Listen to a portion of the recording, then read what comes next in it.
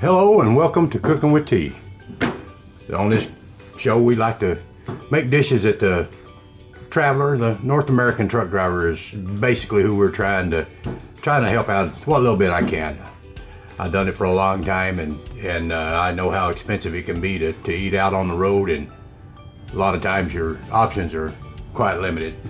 So anyways, on today's menu, what I think we're gonna have is some good old American goulash.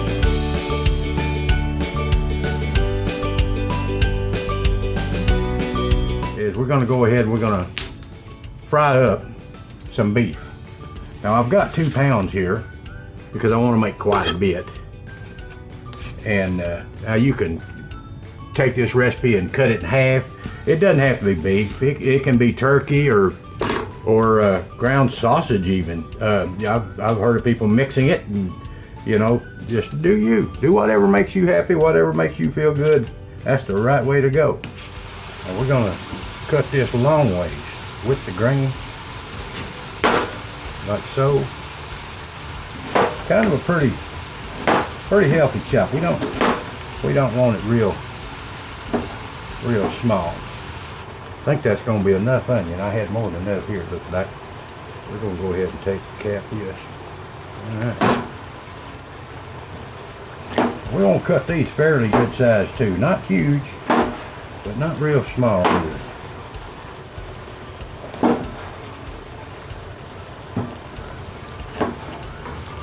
Got our beef all just almost where we want it. Like I say, we're gonna leave some pretty good chunks of meat in there. I don't want to scramble this all up, but I want, yeah, about like that right there, man. That's gonna make for a mean bite. Now, this is where I remember last week what I thought that I needed for the Cooking with T cooking show, and that's a bigger chopping board. But hey, we're gonna work with what we got, or we're gonna start out thinking that way. Let's see how it turns out. Ah, there you go. We're gonna throw all these onions in there. So you might well just do that right there. I'm gonna go ahead and we're gonna put all them in there too. Why not? Just kind of cooking on the fly. Like I say, we're not gonna add any seasonings now. We'll add all that in here once it gets going. All we want to do is kind of render this stuff up. That kind of, yeah, baby, get that looking good already.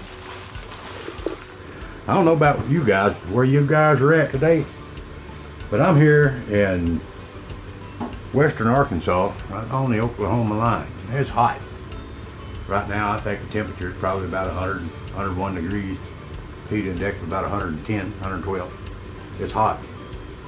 Real lean though, you know, you gotta have a little bit of that flavor in there. Alright, and with that said, we're gonna rake all this up in the crock pot. All of it. Every bit of it. Every bit of it. There's that section done. Now we add our stuff. That's right, y'all heard that. That sounds something great, opening it up right there. This is awesome stuff. Use full jar. Now, once we've done that, here's what I do. This recipe calls for a cup and a half of beef broth. What I use is bone broth, beef flavored. And what I do, that's gonna be about 2 tablespoons. So you just kind of look 1, 2, that's kind of how I do it. I don't hardly ever measure anything. And I take a little bit of water because we want to get all that marinara out of there as well. See, this is what you call, just a little bit more. We don't want quite 2 cups of water because it's going to make its own condensated water. Mix that all up there right there, get all that good stuff out of there. And also mixes up your beef broth. You want to pour that in there. Oh man, amazing. You're fab, you're switched on, you're a bit of all right, yes. All right, with that, got 1 can. I know what you're thinking, man, that's overkill, Tony. No. These are different flavors. We want 1 can of tomato soup with that as well. Just like that. And, believe it or not, 14-ounce can of tomato.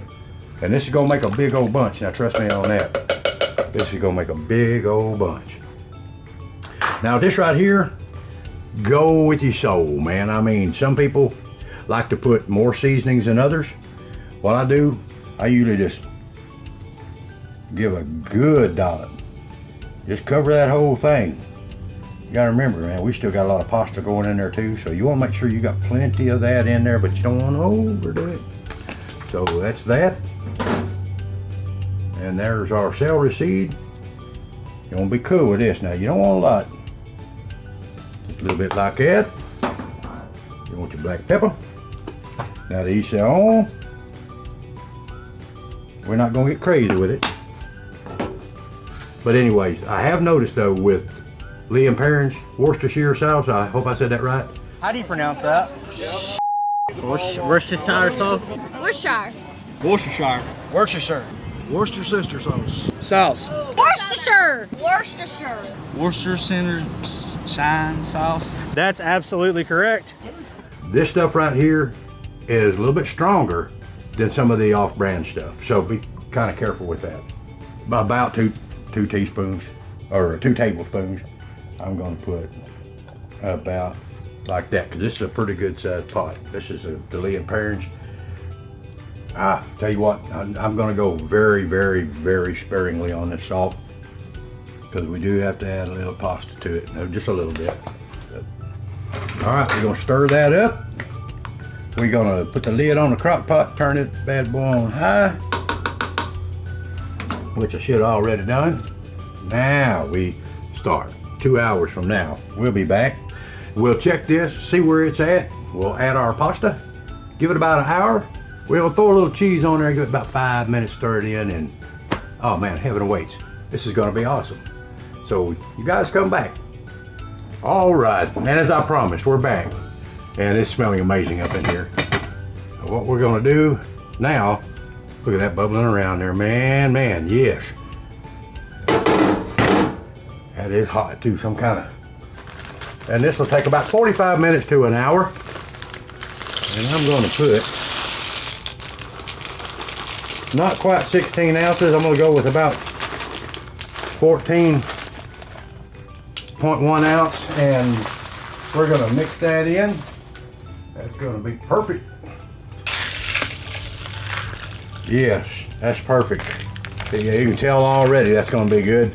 We wanted some liquid in it because the elbow noodles, the elbow macaroni will absorb some of it, but you don't want a lot because you don't want it all runny. And so this right here, my friends, that's right on, that's spot on right there. That's gonna be some awesome goulash, which is also known by a few things. It's known as American goulash, it's also known as American chop suey, and it's also known as flamgouillon. But today we're having American goulash. All right, be back here in 45 minutes to check it out. All right, we've made it back. We made it back to the last part of this dish. And now you can leave this out and go right straight to getting down with it. But I like to add a little bit of cheese to mine, and it kind of helps kind of thicken it up a little bit. But as you can tell here, it don't need much thickening. See if I can tilt that. Look how beautiful that is. And what we're gonna do is we're gonna add some in there. Not a whole lot, just enough kind of cover it a little bit. About like that. Enough kind of thicken it just a hair. We're gonna stir that together. Oh man. Oh, that's like Grandma used to make right there now. That's what you call spot on. All right. Oh, I want you to look at that. That's good eating. Anyways, thank you guys for tuning in and checking out this episode. We'll be back next week with another one. Don't know yet what it's gonna be, but we'll have something on our mind before we show up. But anyhow, thank you guys so much for doing what you do, and I appreciate every single one of you guys and gals that get out there and struggle and fight that fight every day. If I had a hat, I'd tip it to you. Thank you very much. Y'all have a wonderful and a safe day.